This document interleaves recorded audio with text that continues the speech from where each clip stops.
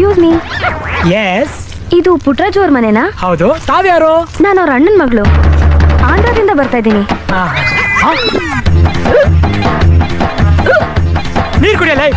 ಆಮೇಲೆ ನಾನು ಕರ್ಕೊಂಡ್ ಬರಕ್ಕೆ ರೈಲ್ವೆ ಸ್ಟೇಷನ್ಗೆ ಯಾರೋ ಬರ್ತಾರೆ ಅಂತ ಹೇಳಿದ್ರು. ಇಷ್ಟೊತ್ವರೆಗೂ ವೇಟ್ ಮಾಡ್ದೆ, ಯಾರೂ ಬರ್ಲಿಲ್ಲ. ಅದಕ್ಕೆ ನಾನೇ ಬಂದೆ. ನೀನ್ ಯಾರೇ?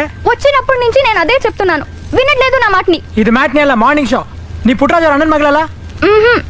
ಮತ್ತೆ ಎಲ್ಲ ಚೂಡಿದಾರ ಹಾಕೋಕೊಂಡ್ ಬಂದೆ? ఇది నాది. ನಾದಿನೋ ಬೇದಿನೋ ನಿನ್ನ ಅಜ್ಜಿ ಮೋಟರ್ ಸೈಕಲ್ ನ ಹಿಡ್ಕೊಂಡು ಕೂತಿದ್ದಲ್ಲ, ಆಗ್ಲಾದ್ರೂ ಹೇಳ್ಬೇಕಾ ಬೇಡವಾ? ಅದೋಗ್ಲಿ, 4 ಇಡ್ಲಿ ಜೊತೆ 1 ಬಕೆಟ್ ಸಾಂಬಾರ್ನ ಇಂಕ ಅಂತ ಇಕ್ಕಿಸ್ಕೊಂಡು ತಿಂದಲ್ಲ, ಅವಾಗ್ಲಾದ್ರೂ ಹೇಳ್ಬಾರ್ದ? ಸಾರಿ ಮೇಡಮ್, ನಿಮ್ಗೋಸ್ಕರ 4 ಇಡ್ಲಿ ತಂದಿದ್ದೆ, ಇವಳು ತಿಂದಾಕ್ಬಿಟ್ಲು. ಬೇಜಾರು ಮಾಡ್ಕೋಬೇಡಿ. ಏನ್ ಲುಕ್ಕು ಎದ್ದಳ ಮೇಲೆ ಎಲ್ಲಿ ಲಗೇಜ್? ఏమిటి ఇది అన్యాయం? నీ ఇష్టం వచ్చినప్పుడు లాక్కొని వస్తున్నావు, ఇష్టం లేనప్పుడు తరిమేస్తున్నావు. వెంకటరమణ, ఈ అన్యాయాన్ని అడిగేకి ఎవరు లేదా? ఖాళీ డబ్బులు కడలే